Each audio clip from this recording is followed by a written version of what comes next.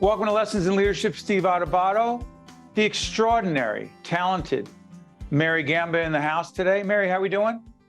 I'm good. You could just keep going with those adjectives to describe me. I'll just sit back and we can do an entire Lessons in Leadership just about how great I really am. Yeah, but we're taping this right before the holidays, and Mary knows why I'm doing this. It's because this is where she usually makes it clear to me how much more she should get paid. And I thought if I gave her a lot of compliments, it may not hurt as much financially. Is that not going to work? That's not going to work now. Just show me the money. Yeah, I know. Thank you, Cuba Gooding from Tom Cruise. Mary, what's the movie? Jerry Maguire. Jerry Maguire. Hey, speaking of sports, we're talking sports and leadership and a whole lot of other leadership lessons with a guy who knows sports and leadership. Back again, he's Greg Lalevee, business manager and general vice president, International Union of Operating Engineers, Local 825, our longtime partners. Good to see you, buddy. Good to see you too, Steve and Mary. Thanks for having me back. It's great to have you. Do you believe Mary deserves a significantly large bonus and raise this year? I'm not sure you have enough. Oh, thank you, Greg. No problem. Hold on one second. You're saying that getting Mary back is going to be harder than the Yankees getting Aaron Judge back? It may be. Yeah, I'm betting on myself, in the words of Aaron Judge. I am betting on myself. I know. I like that. And speaking of, this is one of my many sports books I have. This is George. I was never a fan of Steinbrenner's, but he was a leader of a certain type, if you will, and he won a lot. Greg, before we talk about other leadership issues, we have this new track in Lessons in Leadership on sports and leadership. The graphic will be up right now. You and I talk sports all the time. You're a Butler fan. You follow a whole bunch of other teams as well. Some interest in Monmouth, if I'm not mistaken, and on other teams. What is your view of the most significant connection between sports and leadership? On every single sports team that you see, somebody defines themselves as a leader. There's a point guard in basketball, there's a quarterback or a middle linebacker in football. Somebody on the field, on the court, takes the reins and coaches their other players, gets in their face a little bit, coaxes them when they need it. They just seem to inherently know what to do, and some of those people turn into pretty darn good coaches on the other side of it. Along those lines, I promise I'll get to Coach Mike Krzyzewski, Coach K, because there was a video that Greg introduced us to that triggered, frankly, a lot of this thinking about sports and leadership, et cetera, et cetera. But real quick on this, I did this in another segment. I harped on, and we're taping this at the end of 2022, so it'll be dated. I harped on Jets quarterback Zach Wilson, and you know the story. And yes, he's apologized since then, but after a game, he played terribly. Greg introduced us to this book, Extreme Ownership. I was thinking of Greg when I watched Zach Wilson after he played a terrible game where the Jets, I believe, had 2 yards in the second half. The defense played really well. The offense was terrible. He was the quarterback. And after the game, they asked him, did you let the defense down? And he was like, no, and didn't own it until his father called him the next day and said, Zach, do you see the way you were? He goes, what was wrong with you? And he said, well, I wasn't really thinking. And then he apologized to his credit. Question. How important is it for athletes in leadership positions, quarterbacks and others, to own their mistakes fully and not point the fingers at anyone else, Greg? It's absolutely critical, particularly in a team sport and a team environment. The finger pointing can become just toxic behavior, drag the whole team down. Owning it, working on it better is really the only way to go. And an interesting tidbit about Zach Wilson, one of the talking head shows on sports TV, Rex Ryan was the commentator. I saw that. And he made the observation that Zach had never been the quarterback, had been the captain while he was the quarterback at BYU, which is so unusual because usually the quarterback is at least one of the captains of his football team. But he had a seat. Mary, when you have that seat, because if I'm not mistaken, I hope I'm not, and by the way, 23 years old, we wish him all the best. He's got a lot of growing to do, and we give him credit for acknowledging what he said. But Mary, he did have a C. Zach Wilson as the quarterback, forget about how poorly he played, but he has a C on his jersey, which means you're the captain, you're the leader. In hockey, which is a sport you know well, that C matters a lot, does it not? It should matter. And exactly, it's funny because we've been talking about Zach Wilson and you almost want to flip it and talk about it's Mike White, right? The quarterback White that they replaced him. Listen, this is going to be dated because he's playing It is, real but well right but now. there's Who the heck knows? I know, but there's a reason to this. He had an opportunity given to him, and just the opposite, how Zach Wilson threw away his opportunity. Mike White stepped up. He was literally, you saw him after every play. He was going up to the face masks of the other football players and just, giving them high fives. And that's what you want to see in a leader. It doesn't matter if you have a C or an A on your jersey. New Jersey Devils, same thing. I mean, you've got Nico Hischier. He's a great leader. He never takes any of the kudos himself. He always takes the ownership of a bad game himself. He never blames the goalie for missing a shot. That's what leaders should be. And whether you're 23, I'm sorry, I know people keep giving, Zach a pass. Oh, he's 23, he's going to learn. You should have learned that a long time Mary, ago. come on. I'm sorry for interrupting, Mary. Let's be fair. Let's say I'm a lot older than 23. I'm making mistakes. Let's not just say that because it's true. Yeah. Mary, I make tons of mistakes all the time. I have to own it. And Zach Wilson did as well. You're saying whether you're 60 something or 20 something, it doesn't matter. That's not. I'm going to come back to Greg. Well, no. I'm saying though, if you are in the spotlight, if you are in that position, you need to think before you speak because your actions are going to have major consequences. And Greg hit something, and it was really telling that if he didn't have that C, there's a reason why. And it is a leadership trait. What in a sports and leadership, you can't get more of that connection than that. You need to be a leader. Please, Greg, jump in because Mary and I are having an argument on the air. It's great. No, it's great theater. It's spirited dialogue. Greg, listen, I've said this to you. I've written it in Lessons in Leadership. I've said it a million times. I screwed up at the last taping. I had a crappy attitude. It messed everything up. And then you try to turn it around quickly. I think Mary's saying, think before. Yes, in a perfect world, you think before you do or say anything. But go ahead, Greg, jump in. Well, sometimes you don't have the time to think, but that doesn't then relieve you of the obligation to own whatever the action is, because it's still your basic instinct, if you will, to do whatever it is you do. It's your DNA, and the way you're programmed is the way you responded. And you have to improve on that if it's a negative thing. So Greg, you started this. It's your fault. Because we were in a seminar, we do an 825 International Union of Operating Engineers Local 825 Stand and Deliver Leadership Academy. I believe we have 6 terrific leaders right now in the academy. And Greg kicked off the academy this year. It's a seminar series and one-on-one coaching. And Greg, if I'm not mistaken, you kicked off the series with a piece of video about Coach Mike Krzyzewski, was at Duke for many, many years. What was the video? Why does it relate to what the heck we're talking about right now? Well, what was amazing is, as you noted, I'm a college basketball freak and I just love the game. And so when March comes, it's my happiest time of year. Biggie. I'm a Pirates fan too. So, that's the loss to Siena the other night wasn't a good thing. We never say anything bad about Seton Hall basketball. Go ahead. Next. but learning experience. Yes. But I was watching this random game and Duke wasn't even one of the teams on the floor, and the 2 commentators started riffing about Coach K, and they spoke about his success over time, and it was, his final hurrah last season, and that going into it, that he was able to change over time and, reinvent himself and his team and his process as the game changed around him. He was able to adapt, and it's everything that leadership is. Being able to adapt to your environment and continue to succeed is the greatest testament, I think, to Coach K's leadership. From having the one and done players when that was the thing.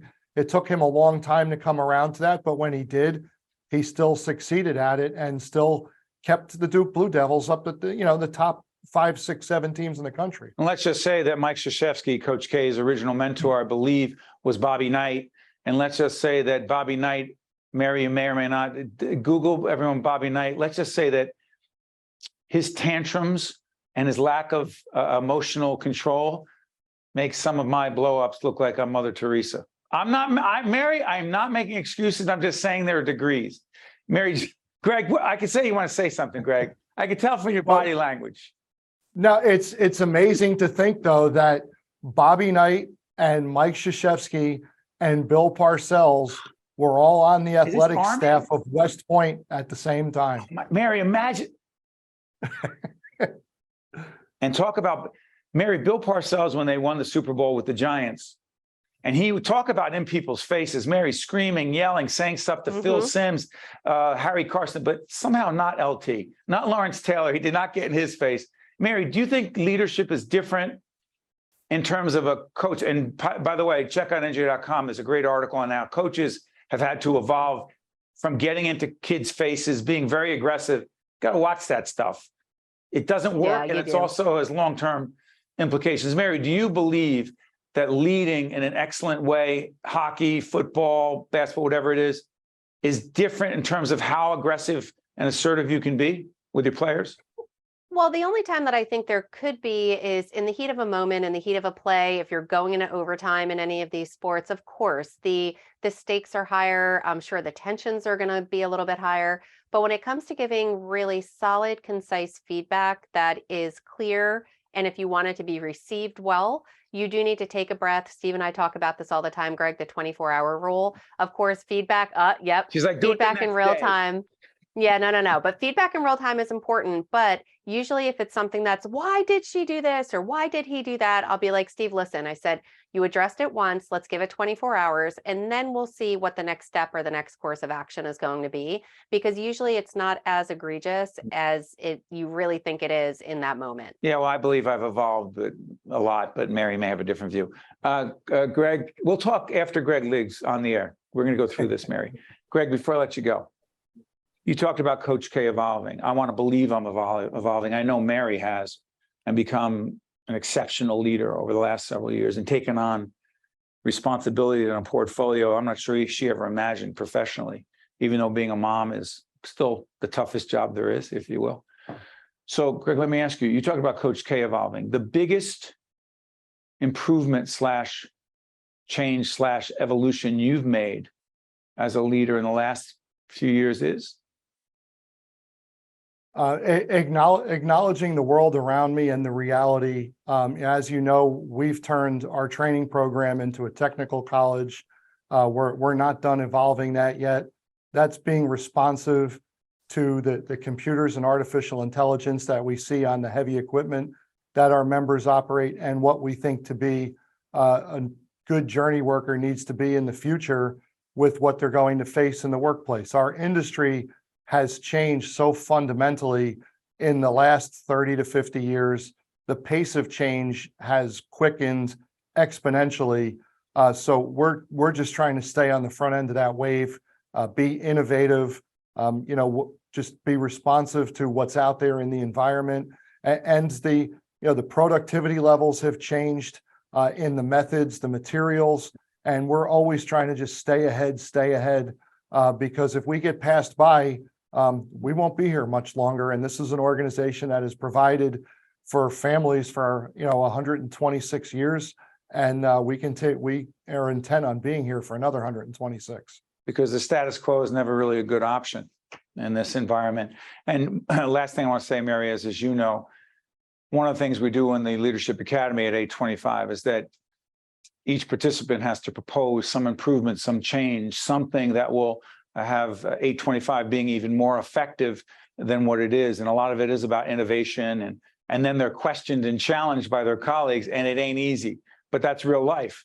And it's not simply managing day to day, it's being innovative as a leader and proposing and defending an approach to doing something differently. And that's not easy, and it's not for everyone, but I'm off my soapbox. See, Mary, that's 7 times I've been on my soapbox today. Gotta just get off permanently. Sylvester is going to have to find a picture of somebody on a soapbox and put it up there, because I need to really visualize. But to your point, Steve, many of those presentations, and we're going through the work of archiving those now, most of those, darn near all of them, we've implemented here. The people here have great ideas, and when you let the team participate and own part of the result and the direction, it's really amazing what people will come up with. Mary, think about this for a second. You keep telling people what to do and directing them. Okay. as opposed to here's the situation. What are 2 or 3 ideas that you believe will help improve the situation? It's a totally different conversation. And Mary expects more from our people, as I do, and they're so good, and they're so talented, and they're so innovative and creative.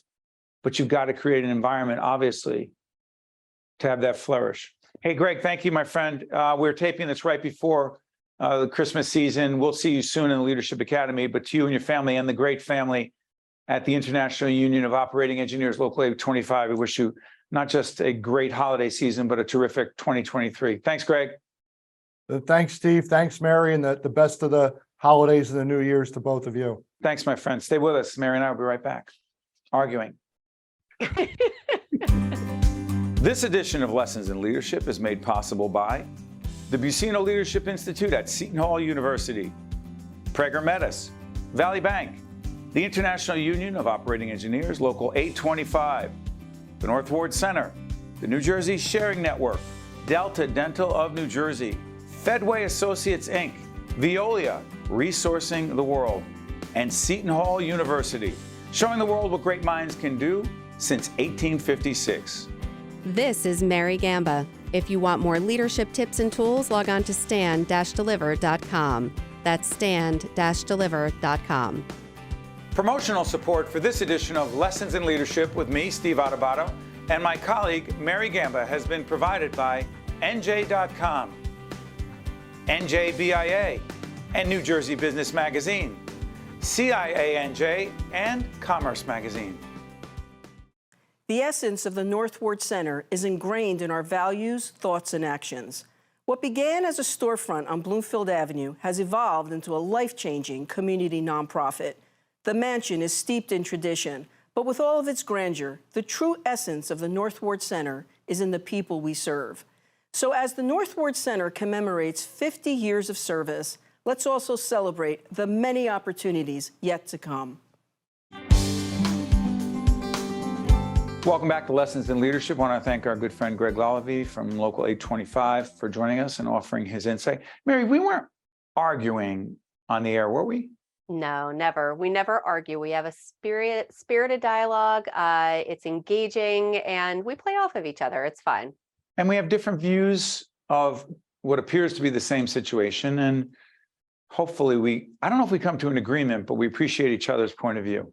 Yeah. And I always say you got to agree to disagree. And I even don't like that statement that much, because it's not even like we disagree. You just need to be open to others' perspectives. And I'm sure everyone watching has different perspectives as well.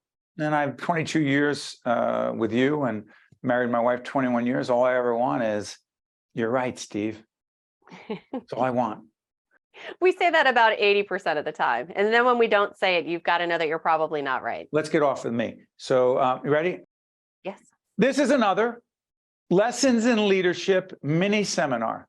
That's right. You've come to appreciate these seminars. We're going to use this in our leadership academies, where we coach and mentor people on a whole range of leadership skills. Today, Mary and Sylvester, who is extraordinary on the back end, not just editing, but in post-production, making everything look good. We're going to put up what we call the strategic relationship building hub and spokes model. So I want you to envision this. So that's just putting it up. But right now, let me just try this. The whole concept here, Mary, is that relationship building is, in fact, an important leadership skill set. And strategic relationship building is simply saying you actually have a methodical, consistent approach to strengthening, creating relationships, building relationships, dealing with relationships when there are bumps in the road, identifying when you have blind spots with certain people and certain relationships and you got to deal with them. So what does hub and spokes mean? Think about a bicycle, right, Mary? It's a bicycle tire. Mm-hmm.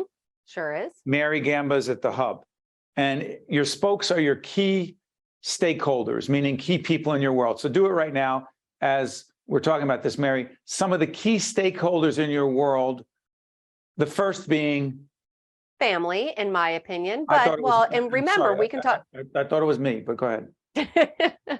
Well, you are my hub. The world and the spokes revolve around. The key is you're the person. I'm joking. I know what the hub and spokes is. Okay. And I'll tell you something. We've been using this now for about a decade. Yeah. And it works everywhere. We get such feedback about this. So Sylvester's putting up on screen. So you have you in the middle, the spokes are coming off, and literally those spokes could be everything from, yes, your boss, it could be a manager, it could be your peers. A spoke is going to be your family for sure. It could be your board if you work for a nonprofit or an organization that has a board.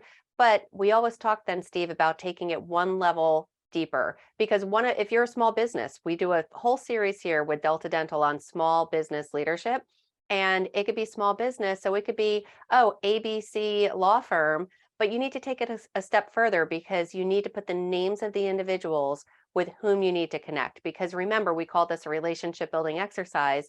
It's not just I went through this exercise and I created this cute graphic that Sylvester is so wonderfully putting on screen right now, but it's who of these spokes have I not touched base with? Who can I reach out to see if I can be helpful?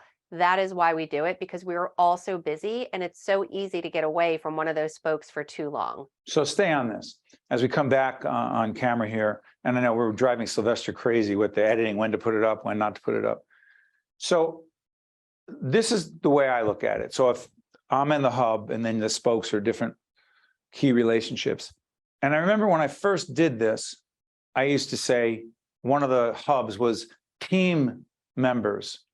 So we have anywhere between 8 and 10 full-time team members, and then a great freelance team with Sylvester and Elvin and Frank and Scarlin and Amy and April, who's doing makeup here. All different people, right? All over the place. And Marcus, who's on the public television side, doing editing in New York. So why do I say that? It's because you don't have a relationship with the team as a whole. You do, but think about it for a second. If I didn't put the names of individual team members, there's 2 Jackies on our production team. Jackie Heyer is not Jackie Tricarico. The Jackies. They're not one person. So Mary, let's go into this. You actually have to have a relationship and work on that relationship, because if you don't, it gets too far away and then someone's gone because they didn't feel the love or any connection or whatever. Help me on this, Mary. Yeah, so you and I talk about that all the time. When you actually create this hub and spokes, and I do say it works for anyone. If somebody's watching, if my dad is watching right now, because I know that he watches every Sunday at 10 a.m. on News 12 Plus, if my dad is watching, he could put himself in the hub and put, yes, he still works part-time, but he's got his sisters, he's got his neighbors. It works for everyone. So Steve, before you talked about a blind spot, I've often said to you, Steve, that, hey, listen, you and I talk at least 15 times a day, if not more. We have other hubs in your hub and spokes model. Other spokes. I'm sorry, other spokes. Thank you. In your hub and spokes model. And you need to reach out to those spokes. Why? Not just to do it to check it off check off a box.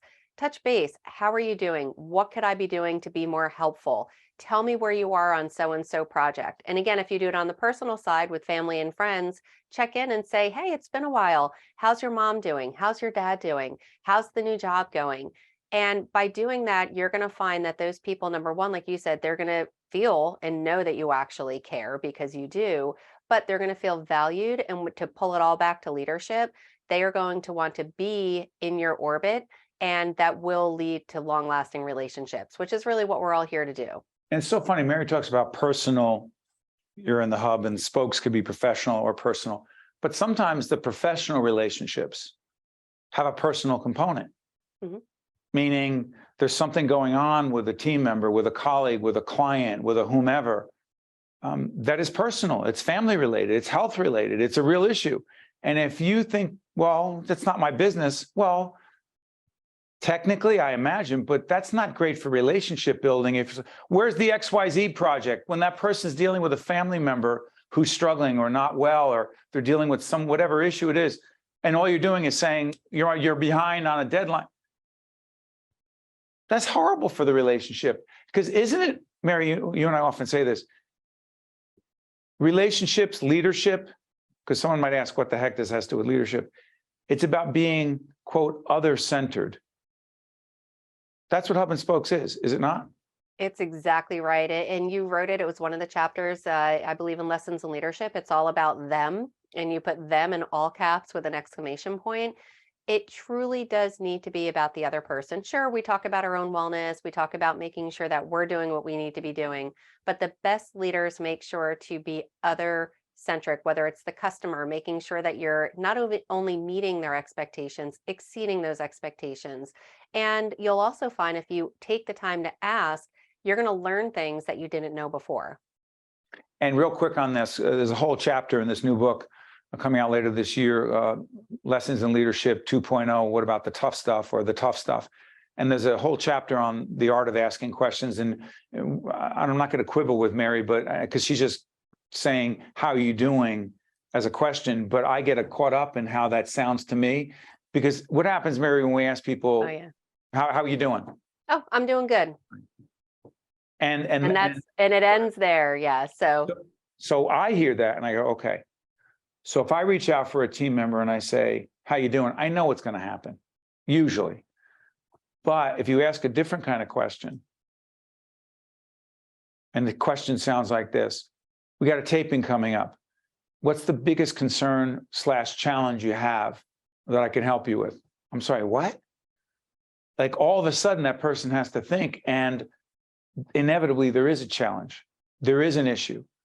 And it starts the conversation. So Mary, connect this whole strategic relationship building thing with the art of conversations and asking questions that get people talking. You hit it on the head right there. The closed-ended question with, how are you? You're just going to get a good by asking specific questions of a specific person about a specific, whether it's a project, whether it's about a family member. And again, you do want to be careful, obviously, if they haven't shared, you're not just going to say, oh, are you married? And do you have any kids? And, but you get to know your team and you're going to find that they share a lot better if you actually ask really great questions. You and I joke a lot about the Ferris Bueller's Day Off, and the teacher's in front of the room and he's like, anyone? And if you just put it out there, just as a closed-ended question, you're not going to get as much as if you change that dialogue and say, Steve, what was the most exciting thing that happened to you this weekend? So even if it's not work related, again, just check in with your team member and say, oh, don't just say, how was your Thanksgiving? It was good.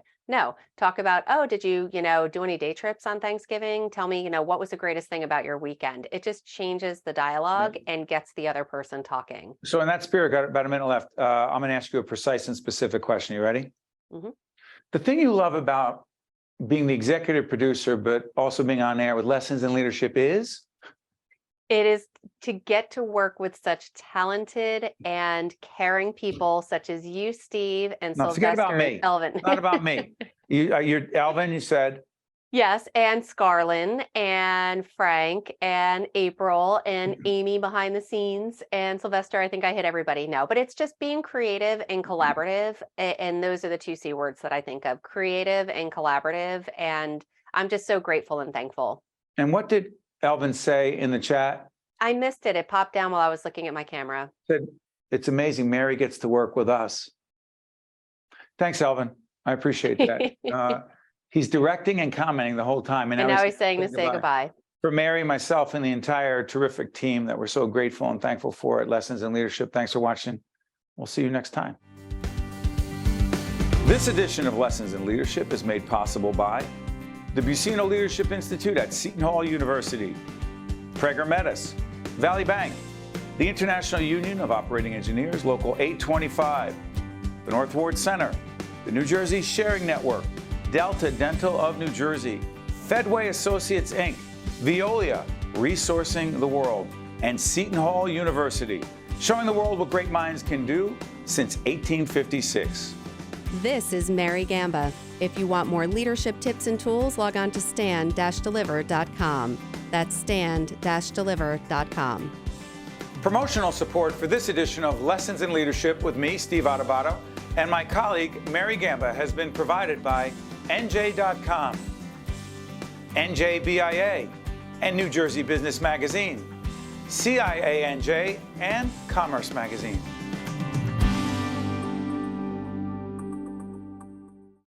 The essence of the North Ward Center is ingrained in our values, thoughts, and actions.